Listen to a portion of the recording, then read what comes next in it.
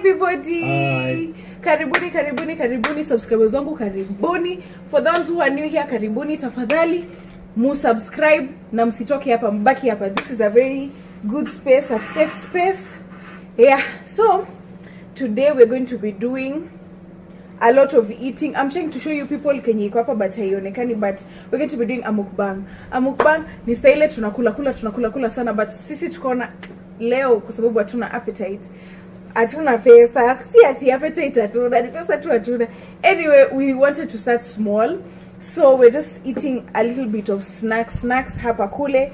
Mnanijua the way I love snacks, so we have hapa kuna a mixture of snacks, and then there's juice. Leo hatuna sharubati jamani, hatuna sharubati because we haven't bought, na wewe pia hujabai. Kwa hivyo please, details zenye naeka hapa, and upige number, go to Instagram, DM these people, they're going to deliver for you tamarind juice. Sawa sawa?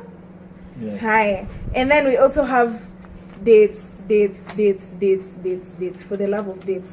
Sawa. So today we're going to be doing a story time. Alafu tafadhali ignore my background. Kuna wajenzi hapa na wanatroma vibaya. So please ignore anything that iko kwa background. So, I'm going to be telling you a story time, or rather story times za vile tumeibiwa as we eat. Pia wewe tafuta chakula tukule pamoja na muenjoy story. Sawa sawa? So, did you want to start us off ama nianze na ile yangu? Ninafaa kuanzia juu yako ndio the funniest of them. Is it funny? I don't think so. Anyway, so siku moja na wewe pia uniambie sawa? Uniongezee pali nimesahau because you were there. Nitakwambia. So one day nimetoka shule. I had not an evening class, but ilikuwa inaisha 5. So mnajua pale, for the ones wenye mnasoma register, mnasoma register na mnapananga matatu ile stage nyingine. You understand what I mean? So nimetoka shule, I was exhausted, jammed. Nimefika pa almost 6:30 ama 5. 6:30. No, but tulienda Safaricom house. Ninafungwa 5:30. Kwani Safaricom inafungwa? Ulifika around 5:30. 5. Ndio tukaenda kweli? Ulifika around 4:30 because hata nakumbuka mwalimu alianza class mapema. Ulifika pa around 4:30. Ama around there going to 5. So nimechoka, I've gone to sleep. I did one story mingi. So as I go to sleep, napata a message at him, you have received blah blah blah da, da. So I was like, mtamka baadaye nijue like what to do, you know. So I slept and ignored the message. So not waking up, someone called. Na ako distressed, like an elderly person kidogo na ako distressed, anasema, oh my god, sorry, my name is Nini. Umepata message yote? Nikasema, yeah, I've gotten message, you have received some money. Nikasema, yeah, that is my money. Oh my god, sijui nimepoteza pesa. Na ilikuwa sijui ni how much, hata sikuwa nimeangalia, but it was how much your pesa? 10k. Sijui alisema 10,000. So nikasema, ipole mzee, wewe usikuwe na stress. Mimi si wale watu wa kuibia watu pesa. I'll just reverse your money. Mind you, hiyo time sijacheck hiyo message nijue kama imetoka kwa M-Pesa ama imetoka wapi. Message kutoka 07 blah blah blah. Exactly, but mimi sija confirm. So anasema, okay, so niko kwa Safaricom house, niko nao agents, we can just do it with you faster. Nikasema sawa, because honestly I just wanted to get it done nilal. And it's like, you know what mommy, when I reclaim that money I'm giving you 2,000. Niko like, hapana mzee, wewe hata wachana tu na hiyo, chukua hiyo pesa yote. Wewe unakaa uko na stress. Wewe ukipata hiyo pesa katu nayo, si lazima unipatie. And it's like, no, I have to give you some small money. You are a good girl. Okay. So after a few minutes nakoliwa na a very eloquent person is like, hi Grace. I'm like, hi. So you're talking to pati mtu Charles, you know, you're talking to X now. X anasema, you're talking to nini Safaricom, very eloquent. So mimi niko okay, akaniambia ingia kwa M-Pesa yako, nimeingia kwa M-Pesa. All this time ukumbuke sijacheck ile message. Niingia kwa M-Pesa. Ama si niliingia kwa M-Pesa. Haya, press this, press. He. Press 1. He. Ilikuwa unaenda kwa phone inaitwa kwa nini? Pale pa kudial. Ngona file. Sijui ulikuwa na press star what. I think nimpe. Ile kitu ya M-Pesa. Kwa M-Pesa huwezi ingia ukaanza kupress vitu because si lazima utaweka your pin. I did put my pin. Watu kuniambia hiyo yote. I did put my pin, guys. Like, it was so systematic and it's like, make a pin. Yeah. So press 1. Press if I can remember well, but I think nivo. So tumefanya hizo post. M-Pesa app yenyewe, the app ya simu. Yeah. Ama unless mimi ndo sikumbuki. How comes? I don't know. Because I remember kuna support nileka pin. Na walikuiba. Au kuona hata kuna makosa, hata kuna kitu yani. The man was so eloquent and kumbuka sikuwa nimecheck ile message paka sasa. Sija confirm imetoka wapi. So mimi naendelea tu nimalizane na mzee kwanza, I was so distressed and I just want to get some sleep. So mmenelewa process. So tumeendelea and then inafika mahali anasema sawa. The money was transferred successfully. Thank you, Grace. Simu inakatwa. So I called nikitaka kwenda call the old man, he calls me and he was like, thank you so much my daughter. Nataka hata kukutumia pesa kidogo. Niko sawa. It's fine. As I go back to check my M-Pesa, napata my 600 is missing. I had only 600 bob kwa M-Pesa. Now let me tell you, vile God works in wonders. The previous day I had just paid my school fees. And it was a lot of money, guys. It was a lot of laki moja na it was a lot of money. So I used M-Pesa, which some of you might think is so safe, but she didn't. I used M-Pesa. And I was just thinking, what if? So nilikuwa na 600. Nikienda kuangalia M-Pesa, ukaanza kulia. No. 600 is missing. So najiuliza, nikasema wait, let me go back to that M-Pesa. Nione ule mtu alikuwa amenitumia ngapi. I go back and I see you have received, but ni from a number, it's not an M-Pesa message, mama yangu. So I call back the customer care and I tell him, oh my God, my money is stolen. Can you help me get my money? Ule mzee amenibia. Kumbe me, I'm not realizing the Safaricom person you will deal. So I call my best friend. Namwambia, hey, wamenibia pesa yangu, mimi nitafanya nini? Mimi asita yangu nimeka ya fare. Nitatembea paka shule. Nikamwambia, and then now tell us the story from there. Alafu sasa tukaamua twende. Hapana. Hauambii what happened. Remember, ulinipata nikiongea na customer care.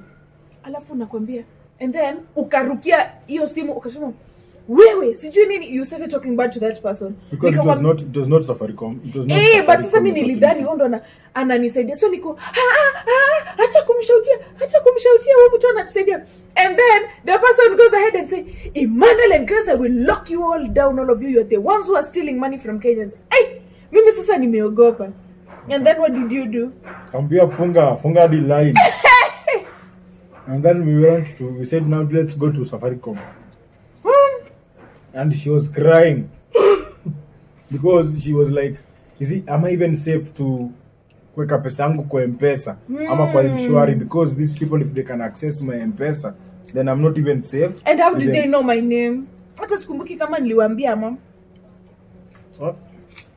From there is when we went to Safaricom. I'm telling you, mtoto wenu nililia kuanzia kwa nyumba, nimeshikilia hivi. Imagine 600. Sasa ingekuwa 100,000. Ingekuwa hiyo pesa yote ya fee.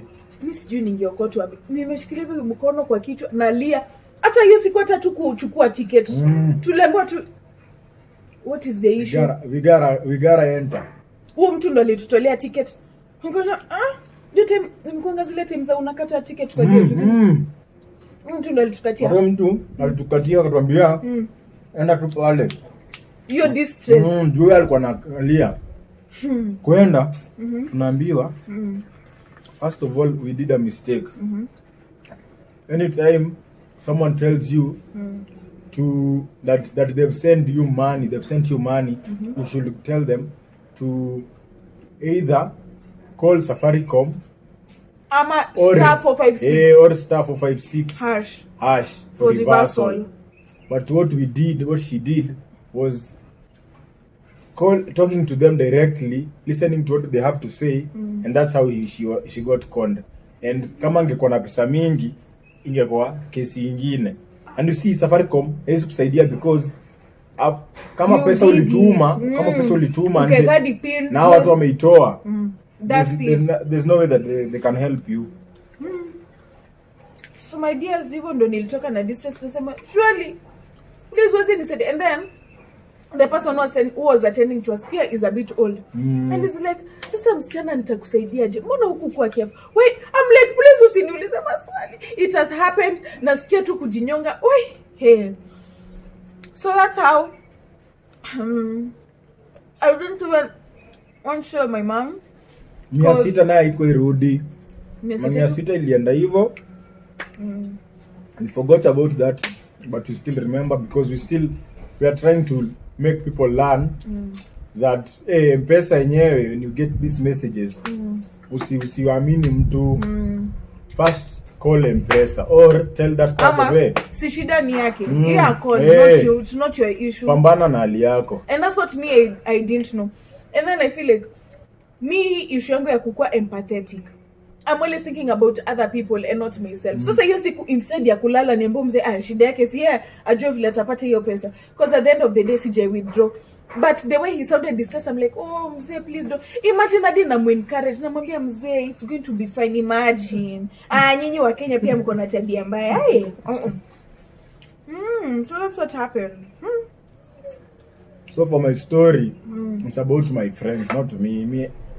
You're lucky. For me, I've been, yes, nimeibiwa, but nimeibiwa kwa matatu. Yani mine is just easy. So when I was still in high school, I think high school hapo kidato cha pili cha tatu. Marafiki wangu walikuja wakaniambia, Ojode, tuende tutembee. Tutembee tununue sijui nini huko mbele turudi home. It was my friend called Michael and Brian. No, sema majina wajisikie. Anyway, nyinyi there is a slum huko nyuma. Yeah, so they were talking, they were working like this, they were going to buy some things, and I didn't want to go because I felt like your gut. And then my gut was like me don't want to go today. But if people follow your gut, always follow your gut. So while they were working there, they got a kashosho. And the kashosho, that shosho was telling them, maybe by there I see your lives, nyinyi ni watoto mtapenya. Huyu kwanza huyu atapata B. Kwanza she started with telling them their parents' names. Uongo. Yeah. Was it nini? Very true. I'm telling you the truth. Wait, using this trend. Your parents' name, where you live, any such things. Alafu anasema ni mtu wa Mungu. And then akaanza pia prophesy. Kwanza for Brian, for my friend, the other best friend, he was told that he will get a grade that he got in high school. Yes. He did? Yes, he did go to that grade in high school. So that shosho told them, nyinyi ni watoto wazuri, just toeni chuma yote mko nayo kwa simu, kitu yote mko nayo si kwa simu kwa chuma. Yeah, walikuwa wameambiwa chuma. Toeni kitu yote mko nayo kwa simu, kwa mfuko. Toeni yote mnipe, alafu mrudi mkipiga steps 10 mkisema haleluya. 1 2 3 10. Ikifika ya 10. I don't know what they were. Also I'm also trying to remember what I was told. then they made those steps 1 2 3 mbele ya watu tu wako kwa barabara. Hey, this kakona before you reach Kismet. They made the first step, the second step, the third step, the fourth. So hiyo washatoa chuma. Washatoa pesa, washatoa simu. Oh, chuma he meant hizo vitu. Yes. Coins and so wameacha the funny thing, the funny thing ni the shosho also wanted note. So they went 1 2 3 4 5 6 7 8 9. The ninth one they realized hebu tuangalie nyuma my brother. Hapa kumedhoka. When they looked behind, they found the woman was long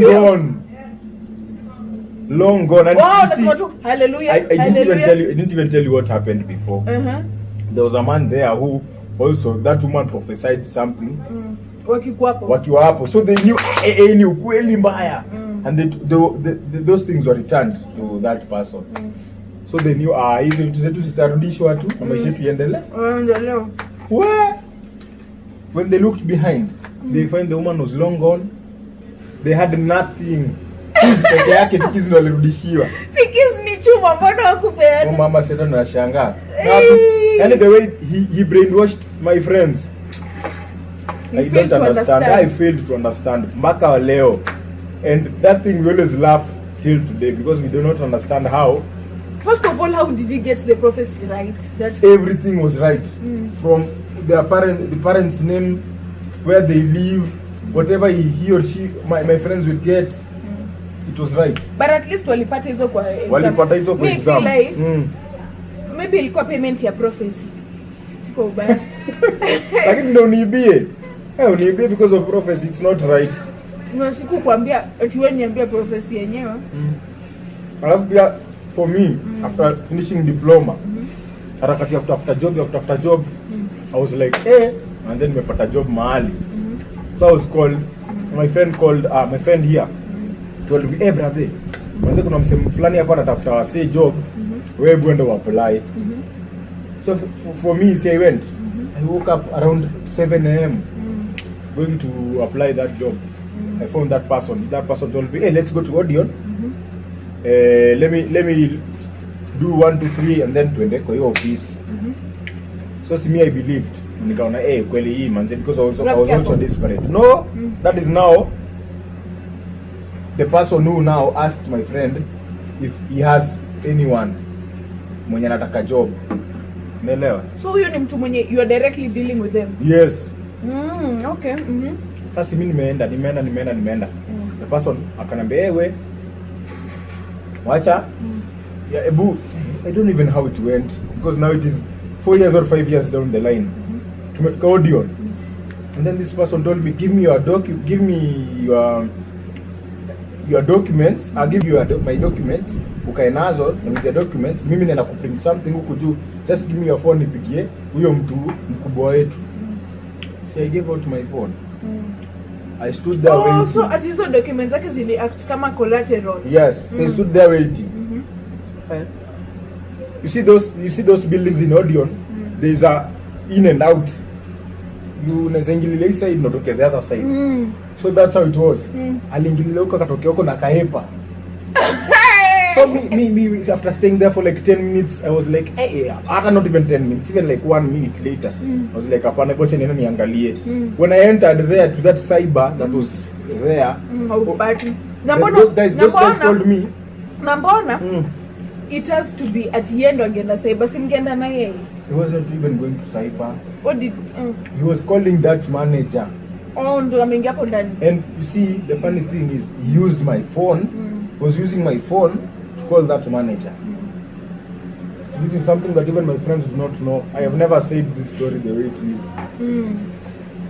So this guy went with my phone and then you see when I was following him I was told, hey brother, hata usifuate hao, tutafuata unyongwe uliwe. Wenda tu pana tu matatu tu ende kwenyu. And that's how I said to myself, I will never trust anyone when it comes to jobs. If you cannot, yani hatuwezi enda mahali specific unaambia tuwe kuja hapa. Not that I want to meet with you, I can never meet with anyone because of a job. Wacha ikae. acha ni ikae, but I cannot. I rather go to an office, nifanyiwe interview, nijue yeye yenyewe hapa hivi. But at a meeting with someone in town, scam. That's a scam. Umesahau nini? And you see my guys also are telling me, hey manze yenyewe. From the time that this my friend told me, wewe manze kuna job imepatikana, I was like, hey, job really? Job gani watu wanaitwa tao waende kukutana na mtu? Yeah. But I was like, acha tuende nijali. Na ndio tunasema, if your gut is telling you something, please isikie for one. If you have been ignoring it, this time isikie uone vile kutakuwa na difference. I learned that reminds me ile siku ya EABL. Sisi tulikuwa nilikuwa nimeapply. No, I didn't. You did not. You did, but you know. I didn't. I just sent them an email. So, munaona ile advert ya uongo ya EABL that was doing rounds in January this year. It was January. Mbona sasa sawa. So, my dear friend here, aliapply mtoto wenyewe. Guess it was after how long walikutumia email? A month. Not 2 weeks. After a month mtoto wenyewe anatumiwa anaambiwa, "Hey, you have passed." And guess what? You're not even doing an interview. Where we were at they're supposed to send you the contract on email aside. So ananipigia simu ako like, "Hey, Mungu amenishukia." Can you imagine? Nimepata job na Mungu hata amesema interview siendi, hata nimepewa contract. I'm like, job aina gani hiyo? Nani EABL? And then now kitu yenye ikanimali, ni contract ndo so ulitumiwa iko na hizo details.